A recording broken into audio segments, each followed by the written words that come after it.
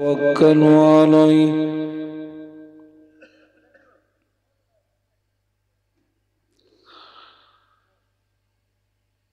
ونعوذ بالله من شرور أنفسنا ومن سيئات أعمالنا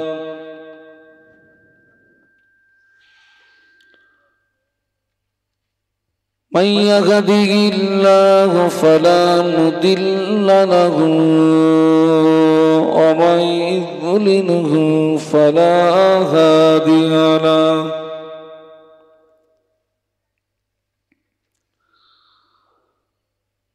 ونشهد أن لا إله إلا الله وحده لا شريك له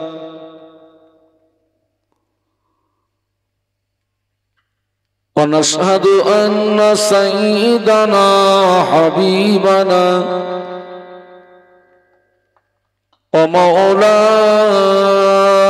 ومولانا محمدا عبده ورسوله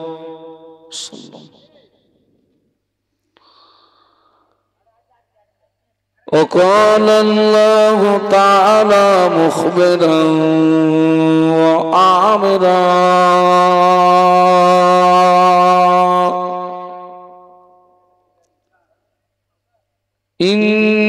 إن الله وملائكته يصلون على النبي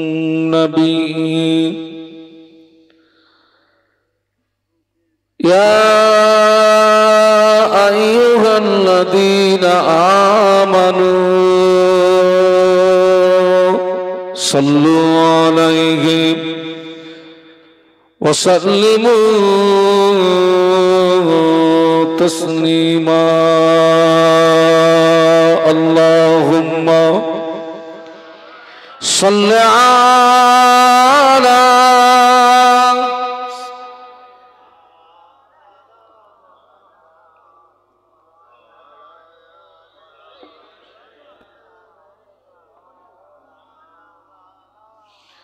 এতগুলো মানুষ খুব মহব্বতের সঙ্গে উচ্চ আওয়াজে পড়ি আল্লাহুম্মা সাল্লি আলা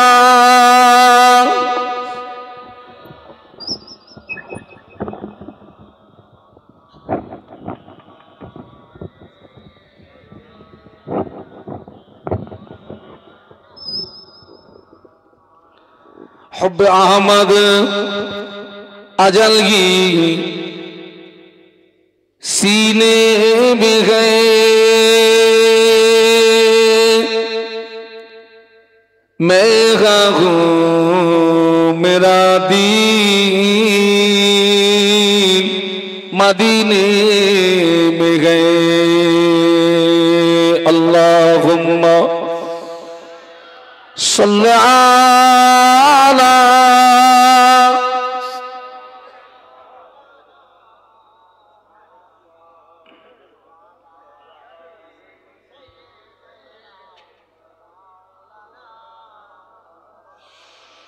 गुलामे मोहम्मद हूँ मैं क्या डर है मुझको गुलामे में उनकी गुजारा करूँगा अजल से पड़ा हूँ मैं कदमों में उनकी जुदाई न हरगिज़ गवारा करूँगा अल्लाहुम्मा पढ़ो बाबा सल्ली अला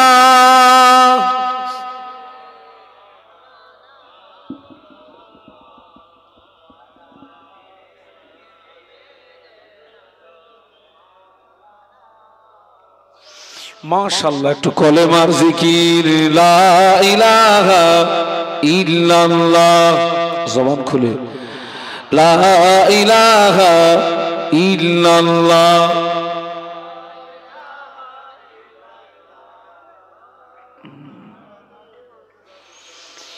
হর গেল মান সারা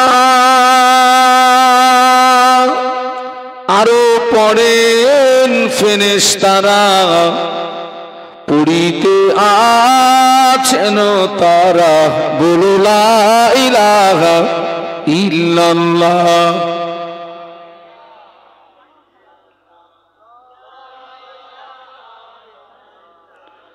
মুহাম্মাদুর রাসূলুল্লাহ।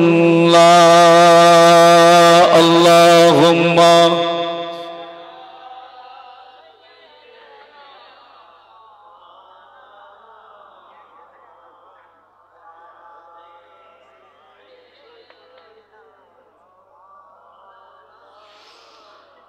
قال الله تعالى في كلامه المجيد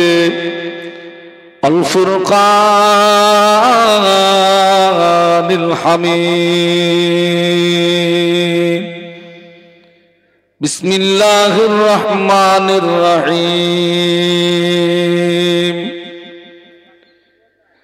يا أيها الذين آمنوا قوا أنفسكم وأهليكم نارا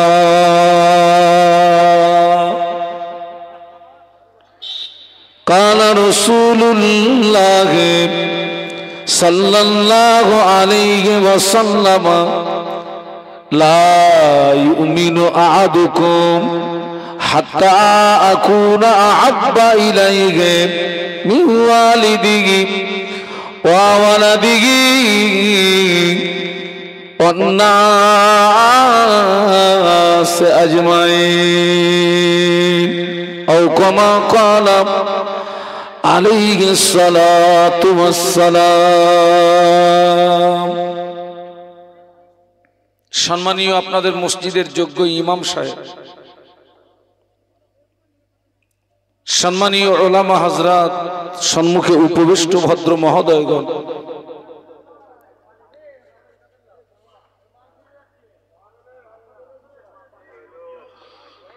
পর্দার আড়ালে অবস্থিতা আম্মা এবং বোনেরা, আল্লাহ পাকের দরবারে অসংখ্য শুকরিয়া।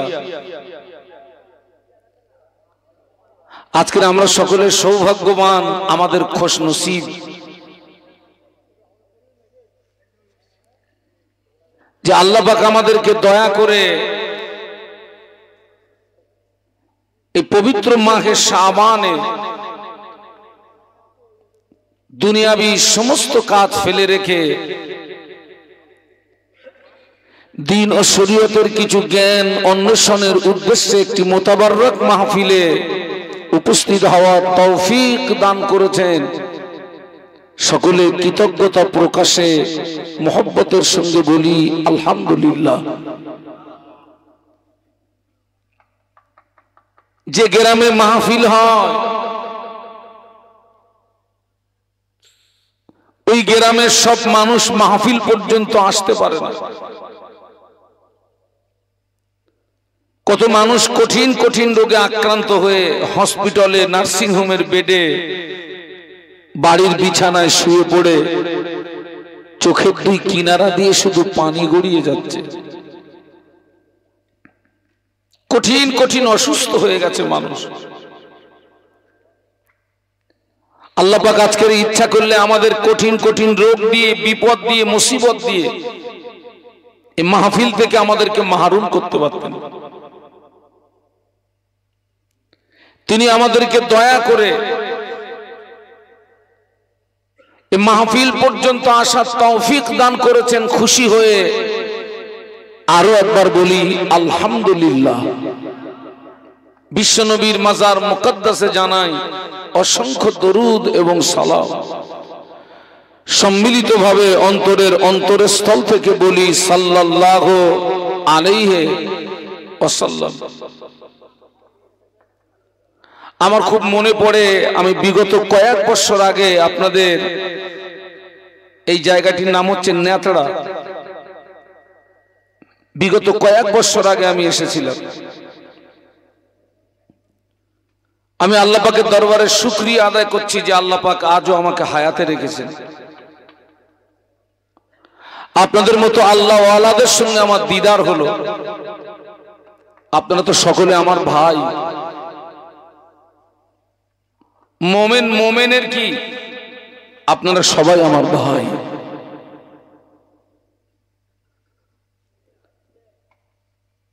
একজন মুসলমানের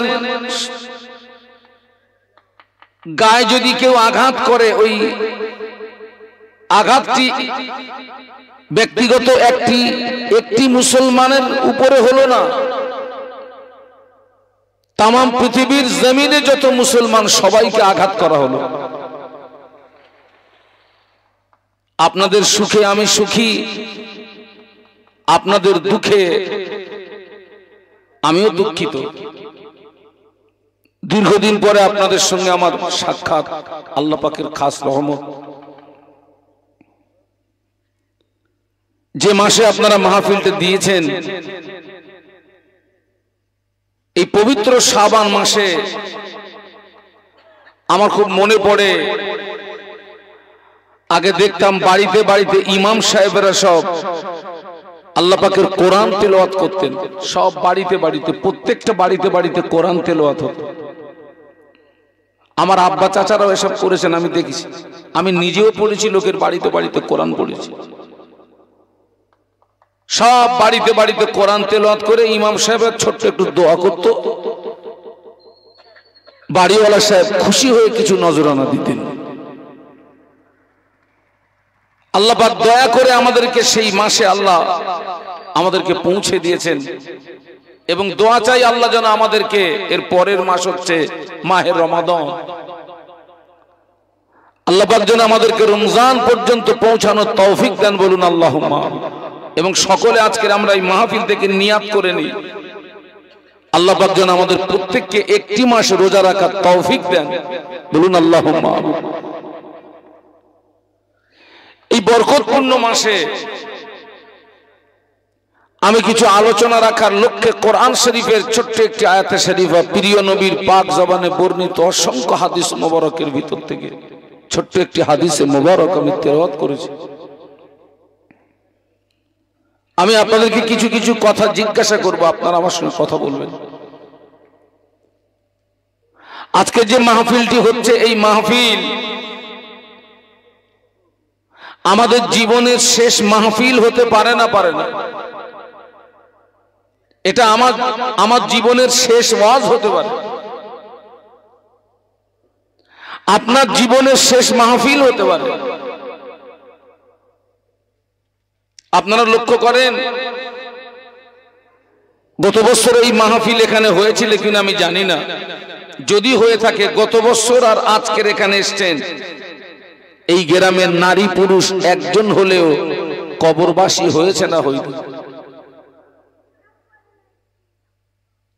জনমের মতো বিদায় নিয়ে কবরে চলে গেছে, আর তাদের সঙ্গে দেখা হবে না বাবা। আজকের এই মাহফিলটাকে আমরা জীবনের শেষ মাহফিল মনে করি, শেষ সাক্ষাৎ মনে করি। আজকের আমার সামনে আপনারা যত মানুষ আছেন, আমাকে নিয়েই বলছি, আমরা কি কেউ দাবি করতে পারবো যে আমি নির্দোষ? আমরা কি কেউ দাবি করতে পারবো যে আমার কোনো গুনাহ নেই? আল্লাহ রসুল বলেছেন, কুল্লু বানি আদম খাত্তাউন, প্রতিটি আদম সন্তান গুনাহগার। আমরা সবাই কি কম বেশি গুনাহ আমাদের প্রত্যেকের কম বেশি। এখন আপনারা বলেন, আমরা জন্মেছি মানে আমাদের মৌত হবে। আল্লাহর কোরআন বলছে, কুল্লু নাফসিন যায়িকাতুল মাউত, প্রতিটি প্রাণীকে মৌতের স্বাদ গ্রহণ করতে হবে। আসমানের নিচে জমিনের উপরে আল্লাহ পাকের পরের মাকাম হচ্ছে বিশ্বনবী মুহাম্মদুর রাসূলুল্লাহ। বলুন সকলে সাল্লাল্লাহু আলাইহি ওয়াসাল্লাম। সেই নবীর মতো ব্যক্তিকেও মৃত্যুর স্বাদ গ্রহণ করতে হয়েছে। বিশ্ব নবীর মতো মানুষকেও মৃত্যুর স্বাদ গ্রহণ করতে হয়েছে। আমরা সবাই একদিন মারা যাব, আমরা সবাই একদিন কবরের মানুষ হয়ে যাব, আমাদের ছেলেরা একদিন এতিম হয়ে যাবে,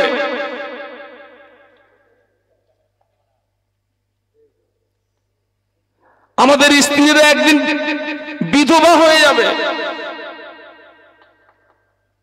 আপনার মেয়ে একদিন এতিম হয়ে যাবে।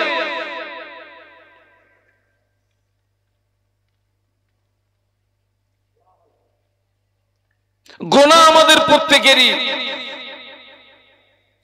এখন আপনারা বলেন, এই গোনা মাথায় নিয়ে কবরে যাওয়াটা বুদ্ধিমানের পরিচয়, না পৃথিবীর জমিনে আল্লাহ পাকের দরবারে গোনার জন্য ক্ষমা চেয়ে মাফি চেয়ে কবরে যাওয়াটা বুদ্ধিমানের পরিচয়? কোনটা? আল্লাহ পাকের দরবারে ক্ষমা চেয়ে মাফি চেয়ে কবরে যাওয়াটা, এই জায়গাটা হচ্ছে গোনা মাফির জায়গা। এই জায়গাটি হচ্ছে জীবন পরিবর্তন হওয়ার জায়গা। এই জায়গাটি হচ্ছে জীবন সংশোধন হওয়ার জায়গা। এই মাহফিলে ওয়াজ, এই মাহফিলে ওয়াজ থেকে অনেক মানুষ ওয়াজ শুনে আমল করে আমল করে আমল করে সাধারণ মানুষ থেকে অনেকে আল্লাহর ওলি হয়ে গিয়েছেন। বলুন সুবহানাল্লাহ। এই মাহফিলে ওয়াজ, অনেক মানুষ ওয়াজ শুনে বেনামাজি থেকে নামাজি হয়েছে, বেরোজগার থেকে রোজাদার হয়েছে, জাকিরিন হয়েছে, আল্লাহ হয়েছে।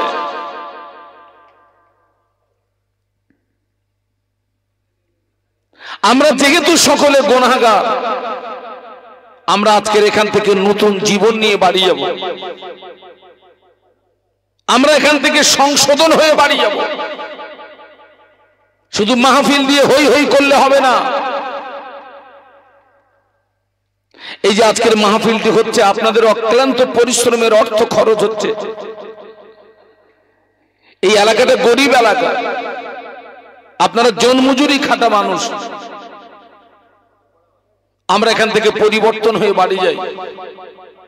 যেহেতু মাসটি শাবান মাস, এই মাসে বান্দার দোয়া আল্লাহ পাকের দরবারে কবুল হয়ে যায়। বলুন সুবহানাল্লাহ। আমাদের আব্বাজান আদম আলাইহিস সালাম, আম্মাজান হাওয়া আলাইহিস সালাম, আল্লাহ পাক দুইজনকে সৃষ্টি করবার পরে আল্লাহ পাক তাদেরকে জান্নাতে থাকার অর্ডার দিলেন।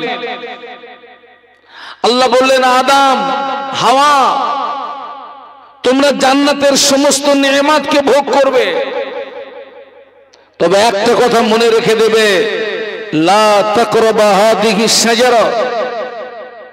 আল্লাহ বললেন, এই গাছটির নিকটবর্তী যেন হবে না, যদি হও ফাতাকুনা মিনাজ জালিমিন, অতঃপর তোমরা দুইজন অত্যাচারীদের দলভুক্ত হয়ে যাবে। আমাদের আব্বাজান, আমাদের আম্মাজান সেই গাছটির নিকটবর্তী হয়েছিলেন এবং সেই নিষিদ্ধ ফল তারা ভক্ষণ করে ফেলেছিলেন।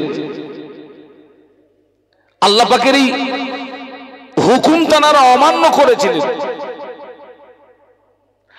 আর আদম আলাইহিস সালামকে সৃষ্টি করবার পরে আল্লাহ পাক সমস্ত ফেরেশতাদেরকে লক্ষ্য করে বলেছিলেন, উসজুদু লি আদম,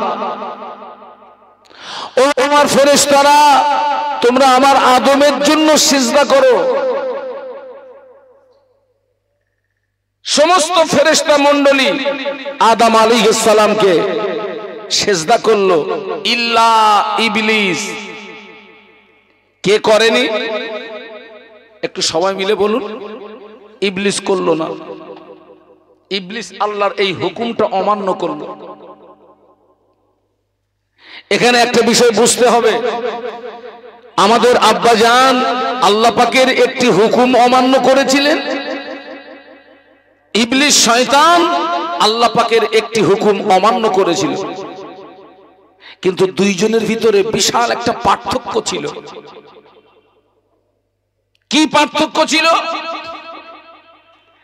একজন আল্লাহ পাকের হুকুম অমান্য করার পরে নতস্বীকার হয়েছিলেন, ক্ষমা চেয়েছিলেন, মাফি চেয়েছিলেন, চোখের পানি ফেলে কেঁদেছিলেন।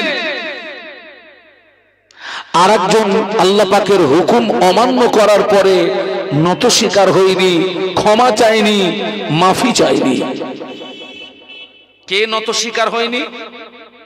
বলুন বলুন। সেই ইবলিস হচ্ছে চির জাহান্নামী।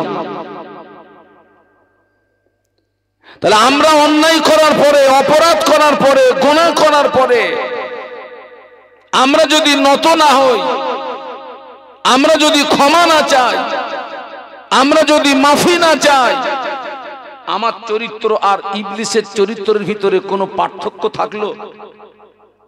আমার চরিত্র আর ইবলিসের চরিত্রের ভিতরে যদি কোনো পার্থক্য না থাকে, ইবলিসের ঠিকানা হবে যেখানে, ওই ব্যক্তির ঠিকানা হবে। আমাদের আব্বাজান আদম আলাইহিস সালাম আল্লাহর হুকুম অমান্য করার পরে তিনি নতস্বীকার হয়েছিলেন, ক্ষমা চেয়েছিলেন, মাফি চেয়েছিলেন।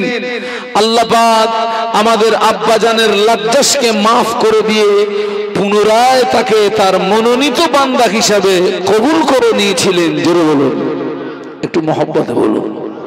তাহলে আমরা যদি অন্যায় করার পরে, অপরাধ করার পরে, গুনাহ করার পরে আমরা যদি নত হই, ক্ষমা চাই, মাফি চাই, তাহলে আমার পিতার চরিত্রের সঙ্গে আমার চরিত্রের মিল হয়ে যাবে।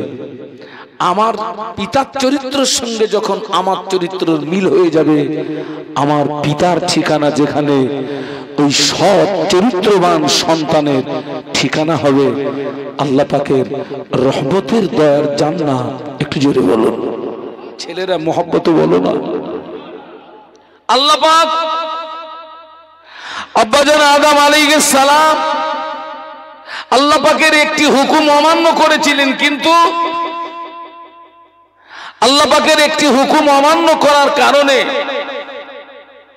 তিনি এতটা লজ্জিত হয়েছিলেন, শর্মিন্দা হয়েছিলেন, লজ্জায় শরমে 40 বছর আল্লাহর আসমানের দিকে মাথা উঁচু করে তাকাননি। কতদিন বেটা? লজ্জায় শরমে আল্লাহ দুইজনের শরীর থেকে জান্নাতি পোশাকটাকে ছিনিয়ে নিলেন, দুইজনকে জান্নাত থেকে বিতাড়িত করলেন, জমিনে নামিয়ে দিলেন। আমাদের আব্বাকে এক জায়গায় নামালেন, আম্মাকে আর এক জায়গায় নামালেন। আব্বা আম্মার সঙ্গে কোনো দেখা নেই। 40 বছর লজ্জায় শরমে আল্লাহর আসমানের দিকে মাথা উঁচু করে তাকাননি। একটা হুকুম অমান্য করার কারণে সব সময় কাঁদতেন। রব্বানা যালামনা আনফুসানা ওয়া ইল্লাম তাগফির লানা ওয়া তারহামনা লানাকুনান্না মিনাল খাসিরিন। আল্লাহ পাক, অত্যাচার করেছি নফসের উপরে, জুলুম করেছি নফসের উপরে, আপনি যদি মাফ না করেন, আপনি যদি ক্ষমা না করেন, আমি আদম ক্ষতিগ্রস্তদের দলভুক্ত হয়ে যাব। আব্বা জানের রোনাজারি, আব্বা জানের চোখের পানি আল্লাহ পাকের দরবারে কবুল হয় না। ও যুবকেরা, বাজার 300 বছর মতন্তরে 350 বছর রোনাজারি করার পরে আমাদের আব্বা জানের দোয়া মক্কা শরীফে আরাফাতের ময়দানে অবস্থিত জাবালুর রহমত নামক পাহাড়ের চূড়াতে আব্বা জানের দোয়া আল্লাহ পাকের দরবারে কবুল হয়ে গেল। এখান থেকে শিক্ষা নিতে হবে আমাদের। কি শিক্ষা নিতে হবে? আব্বাজান হুকুম অমান্য করেছিলেন, একটি কেঁদেছিলেন 300 বছর মতান্তরে। আমরা আল্লাহর হুকুম অমান্য করেছি কটা?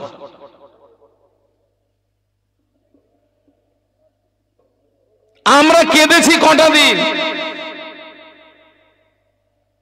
আমরা ক্ষমা চেয়েছি কটা দিন। আজকে রাতে যদি মৌত হয়ে যায়, তুমি আল্লাহ পাকের দরবারে বান্দা হিসেবে কি মুখ দেখাবে বলো তো?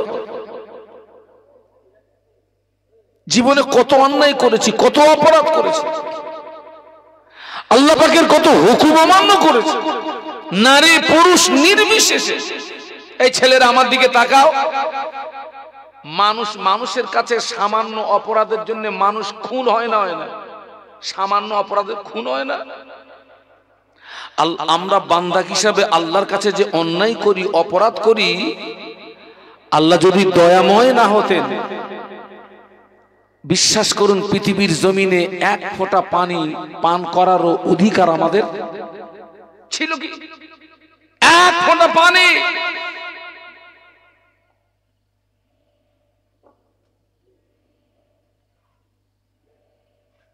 একটু ভাববেন,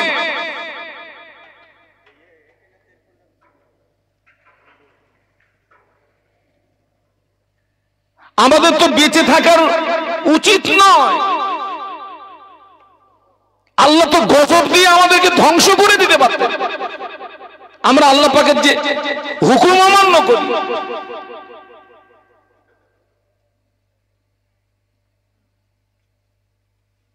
এই মাসটি হচ্ছে ক্ষমা চাওয়ার মাস, মাফি চাওয়ার মাস। এই মাস আগামী বছর আবার পাবেন, এই আশাটা যেন রাখবেন না। এই রাতটা আপনি পাবেন, এই আশাটা যেন রাখবেন না। সারা জীবনও শুনেছেন, এবার আমাদেরকে পরিবর্তন হতে হবে, ভালো হতে হবে। সারা জীবনও শুনেছেন, আপনি এখনো নামাজের সঙ্গে সম্পর্ক তৈরি করতে পারেন, মসজিদের সঙ্গে সম্পর্ক তৈরি করতে পারেন, কোরআনের সঙ্গে সম্পর্ক তৈরি করতে পারেন, তাসবিহের সঙ্গে সম্পর্ক তৈরি করতে পারেন।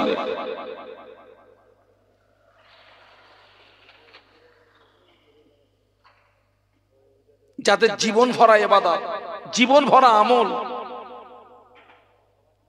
তারা আখিরাতের ভয়ে কেঁদেছিলেন না কাঁদেননি?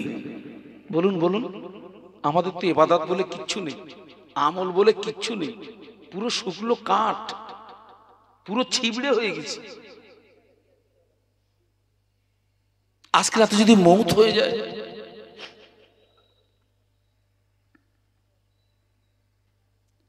ও আল্লাহ নবী কলিজা ছেড়ে যাবে হযরত আবু বকর সিদ্দিক রাদিয়াল্লাহু তাআলা আনহু, যিনি হলেন মুসলিম জানে প্রথম খলিফা, মুসলিম জানের দ্বিতীয় খলিফা হযরত ওমর রাদিয়াল্লাহু আনহু। হযরত ওমর রাদিয়াল্লাহু আনহু একদিন আবু বকর হুজুরকে সালাম দিয়ে বলেছিলেন, ও ভাই আবু বকর, আমি ওমরের সারা জীবনের আমল আপনাকে দিয়ে দেব, আমি ওমরের সারা জীবনের ইবাদত আপনাকে দিয়ে দেব, বিনিময়ে আপনার জীবনের একটা রাতের ইবাদত কি আপনি আমাকে দেবেন? কথা শুনছেন নাকি? হযরত ওমর রাদিয়াল্লাহু আনহু আবু বকর হুজুরকে বলছেন, ভাই আবু বকর, আমি ওমরের সারা জীবনের ইবাদত আপনাকে দিয়ে দেব, বিনিময় আপনার জীবনের একটা রাতের ইবাদত আপনি আমাকে দেবেন। আবু বকর সিদ্দিক রাদিয়াল্লাহু আনহু কি বলেছিলেন জানেন? বলেছিলেন, আমি পারবো না। কেন পারবো না বলেছিলেন জানেন? আল্লাহ নবী একদিন সাহাবীদের ডেকে বলেছিলেন, ও সাহাবীরা, আমি রাসূলুল্লাহ আমার সমস্ত সাহাবীদের ঋণ আমি রাসূলুল্লাহ পরিশোধ করে দিতে পেরেছি, আমার সব সাহাবীদের ঋণ আমি রাসূলুল্লাহ পরিশোধ করে দিয়েছি, আবু বকরের ঋণ আমি আল্লাহর নবী পরিশোধ করতে পারলাম না, আবু বকরের ঋণ পরিশোধের দায়িত্ব আমার পক্ষ থেকে স্বয়ং আল্লাহ নিয়েছেন। যদি বলতে পারলেন না, মহব্বতে বলতে পারলেন না, ওর যদি বোঝেন তবে মজা লাগবে। আমি কিন্তু উদর পিণ্ডি বুদর ঘাড়ে লাগানো ছেলে না। আল্লাহ রসুল বলেছিলেন, আমি আমার সব সাহাবীদের ঋণকে পরিশোধ করে দিয়েছি, আমি কারোর কাছে ঋণী না। আবু বকরের ঋণটা আমি পরিশোধ করতে পারিনি। সেই আবু বকর সিদ্দিক রাদিয়াল্লাহু আনহু ঋণ পরিশোধের দায়িত্ব নবীর পক্ষ থেকে কে নিয়েছেন? জবান খুলে বলুন, একটু জবান খুলে বলো না। আচ্ছা আপনারা বলুন তো, যে মানুষটার ঋণ পরিশোধের দায়িত্ব নবীর পক্ষ থেকে আল্লাহ নিয়েছেন, ওই মানুষটার কি আখিরাত সম্পর্কে আর কোনো চিন্তা, কোনো ভয়, কোনো ভীতি থাকার দরকার ছিল? এসব নিয়ে ভাবলে তো রাতে ঘুমাতে পারবে না। যার ঋণ নবীর পক্ষ থেকে আল্লাহ পরিশোধের দায়িত্ব নিয়েছে,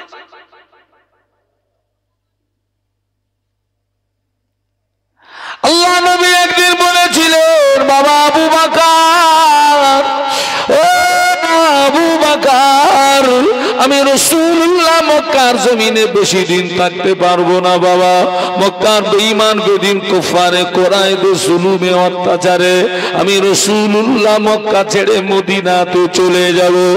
ও বাবা আবু বকর, আমি রাসূলুল্লাহ যেদিন মদিনাতে চলে যাব, ওই দিন তুমি আমার সঙ্গী হবে, ওই দিন তুমি আমার সাথী হবে। বাবা আবু বকর, কথাটা যেন ভুলে যেও না। আল্লাহ নবী এই কথাটি যেদিন বলেছিলেন, এই কথাটি বলার 6 মাস পরে আল্লাহ নবীর হিজরত হচ্ছে। এই কথাটি বলার 6 মাস পরে আল্লাহ নবীর হিজরত হচ্ছে। গভীর রাত, নিশুতি রাত, কাফেররা আল্লাহ নবীর ঘরটা ঘিরে ফেলেছে। আল্লাহ নবীকে জানে মেরে দেবে, আল্লাহ নবীকে জীবনে মেরে দেবে। আল্লাহ জিবরাইলকে পাঠিয়ে দিলেন, জিবরাইল আমার হাবিবকে কি বলো, এই মুহূর্তে মক্কা থেকে মদিনাতে হিজরত করতে বলো। আল্লাহ নবী এক মুষ্ঠ বালু কাফেরদের দিকে নিক্ষেপ করে গভীর রাত, নিশুতি রাত, লুকিয়ে লুকিয়ে লুকিয়ে লুকিয়ে লুকিয়ে লুকিয়ে আবু বকর সিদ্দিক রাদিয়াল্লাহু আনহুর ঘরের দরওয়াজায় গিয়ে একবার আবু বকর বলে যেই না ডেকেছেন, সঙ্গে সঙ্গে দরওয়াজা খুলে গিয়েছে। একটু মহব্বতে বলুন না। এই যে যাবেন কথাটা বলেছেন ক মাস আগে, আর 6 মাস পরে যাচ্ছেন। হ্যাঁ, 3 দিনের কথা আমাদের মনে থাকে। হ্যাঁ, দুপুর বেলা কি খেয়েছে আমি যদি চট করে জিজ্ঞাসা করি বলতে পারবেন?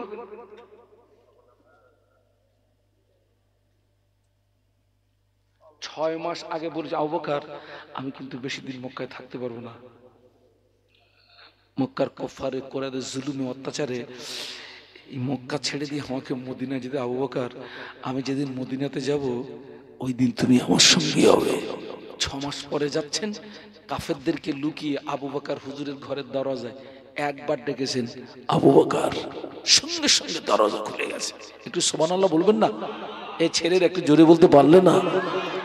আল্লাহ নবীর সাহাবী আবু বকর সিদ্দিক রাদিয়াল্লাহু আনহু আল্লাহ নবীর হাত মোবারকটাকে ধরে ঘরের ভিতরে টেনে নিয়ে দরওয়াজা বন্ধ করে দিলেন। আল্লাহ নবী চেয়ে দেখেন আবু বকর সিদ্দিক রাদিয়াল্লাহু আনহু luggage baggage luggage baggage luggage baggage মাথায় নিয়ে তৈরি হয়ে দাঁড়িয়ে রয়েছেন। আল্লাহ নবী বললেন, ও আবু বকর, আমি রাসূলুল্লাহ আজকে আসবো, তুমি কি করে জানতে পারলে বাবা? তুমি যে তৈরি হয়ে দাঁড়িয়ে আছো, প্রস্তুতি নিয়ে দাঁড়িয়ে আছো। আবু বকর সিদ্দিক রাদিয়াল্লাহু আনহু কেঁদে উঠে বলেছিলেন, ইয়া রাসূলুল্লাহ, হাবিবাল্লাহ, 6 মাস আগে একদিন আমাকে বলেছিলেন, ও আমি রাসূলুল্লাহ মক্কার জমিনে বেশি দিন থাকতে পারবো না, আমি যেদিন মদিনাতে চলে যাব ওই দিন তুমি আমার সঙ্গী হবে। হুজুর আমি আবু বকর ওই দিন থেকে বড় টেনশনে ছিলাম, ওই দিন থেকে বড় পেরেশানিতে ছিলাম। হুজুর আপনি কখন আসবেন, হুজুর আপনি কখন আসবেন? আমি আবু বকর যদি ঘুমিয়ে যাই, আপনি যদি ঘরের দরজায় দাঁড়িয়ে আবু বকর আবু বকর আবু বকর বলে ডাকে, আপনার সঙ্গে বেয়াদবি হয়ে যাবে, আল্লাহ পাক নারাজ হয়ে যাবে। এই কথা মনে করে আমি আবু বকর আপনার ইন্তজারে ঘরের দরজায় দাঁড়িয়ে দাঁড়িয়ে দাঁড়িয়ে দাঁড়িয়ে দাঁড়িয়ে দাঁড়িয়ে 6 মাস রাত কাটিয়ে দিয়েছি। 6 মাস ঘুমিনি। আল্লাহ নবী খুশি হয়ে গেলেন, একটু সুবহানাল্লাহ বলবেন না? আল্লাহ নবী খুশি হয়ে বলেছিলেন, ও সাহাবীরা, तमाम পৃথিবীর জমিনে আমার যত উম্মত উম্মতি উম্মত উম্মতি উম্মত উম্মতি সকলের সারা জীবনের আমল যদি এক পাল্লায় রাখা হয়, আমার আবু বকরের এক রাতের আমল যদি অপর পাল্লায় রাখা হয়, আমি আল্লাহ নবী বলছি আমার আবু বকরের এক রাতের আমলের পাল্লাটা ভারী হয়ে যাবে। সেই মানুষটা কাঁদতেন গভীর রাতে। এই ছেলেরা, এই আবু বকর সিদ্দিক রাদিয়াল্লাহু আনহু হলেন নবী ঘোষিত জান্নাতি সাহাবী। আল্লাহ নবী যে 10 জন জীবিত সাহাবীকে জান্নাতের সার্টিফিকেট দিয়েছিলেন না, যাদেরকে আশারায়ে মুবাশশারা বলা হয়, আবু বকর সিদ্দিক রাদিয়াল্লাহু আনহু হলেন ওই 10 জনের ভিতরে নাম্বার 1। একটু সুবহানাল্লাহ বলবেন না? নাম্বার কি? নাম্বার 1।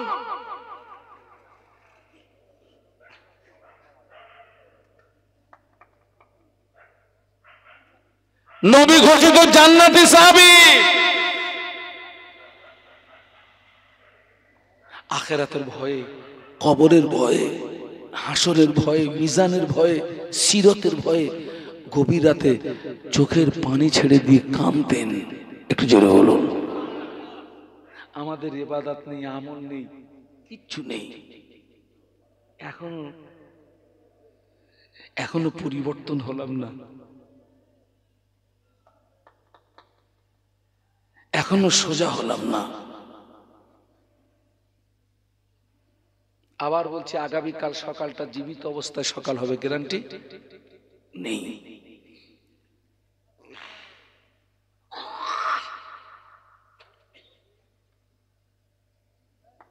কোন গ্যারান্টি নাই।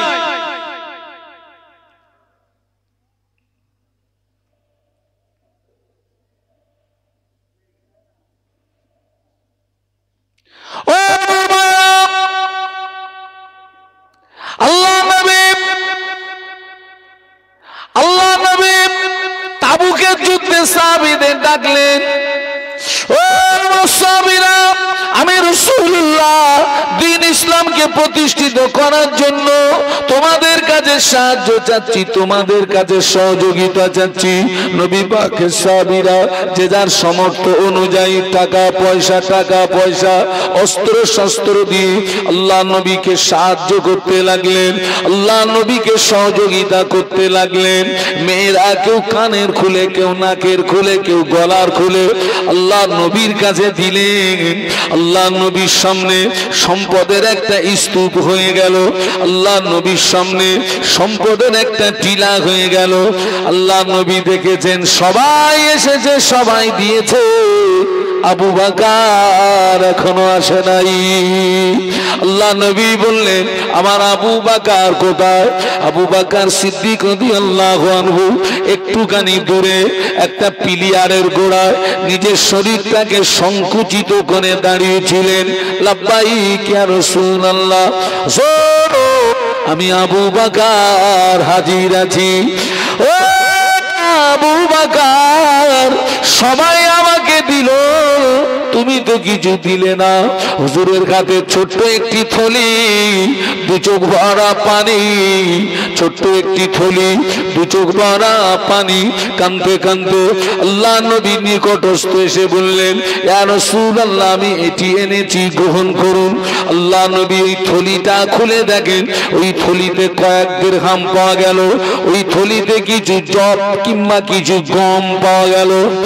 অন্য সাহাবীরা যা দিয়েছেন তুলনা অনুযায়ী আবু বকর হুজুরের দানটা বড় নগণ্য দান, আবু বকর সিদ্দিক রাদিয়াল্লাহু আনহু দানটা বড় অল্প দান।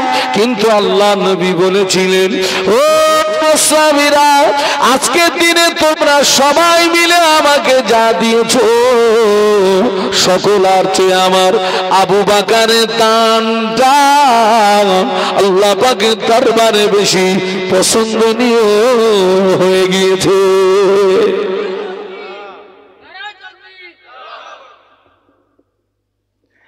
যে সাহাবীরা বেশি দিয়েছেন, স্বাভাবিকভাবে ওই সাহাবীদের মনে একটা প্রশ্ন জাগবে না, জাগবে না?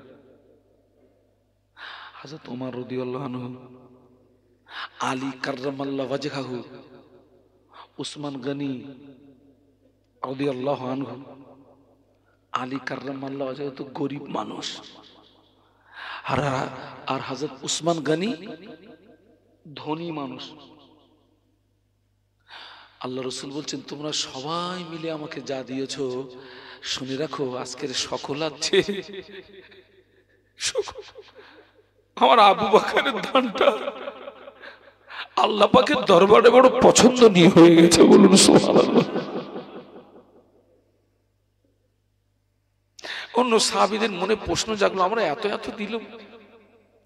আল্লাহ নবী উমরকে ডাকলেন, আলীকে ডাকলেন, উসমান গনিকে ডাকলেন, ও উমর, বাবা আলী, বাবা উসমান, তোমরা আমাকে কতটা দিয়েছো, বিবি বাল বাচ্চার জন্য কতটা বাড়িতে রেখে এসেছো।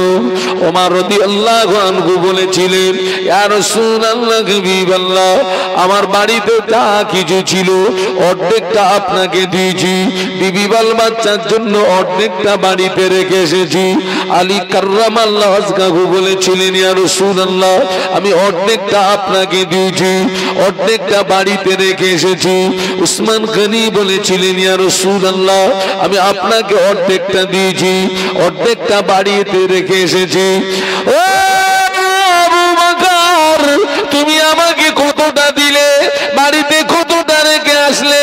কাঁদতে কাঁদতে বলেছিলেন, ইয়া রাসূলুল্লাহ, ইয়া হাবিবাল্লাহ, আমার বাড়িতে সম্পদ হিসাবে যা কিছু ছিল, দ্বীন ইসলামকে প্রতিষ্ঠিত করার জন্য আপনার কদমে বিলিয়ে দিয়েছি।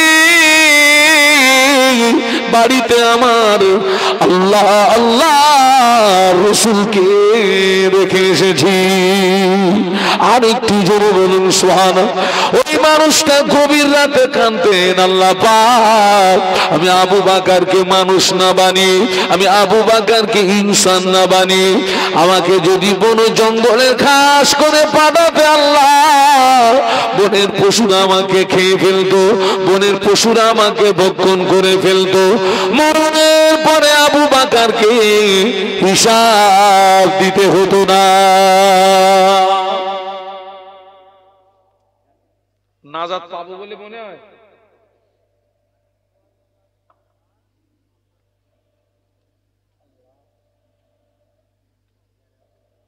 এখনো যদি সোজা না হই, পরিবর্তন না হই, নাজাত পাবো? নবী ঘোষিত জান্নাতি সাহাবী কাঁদতেছেন,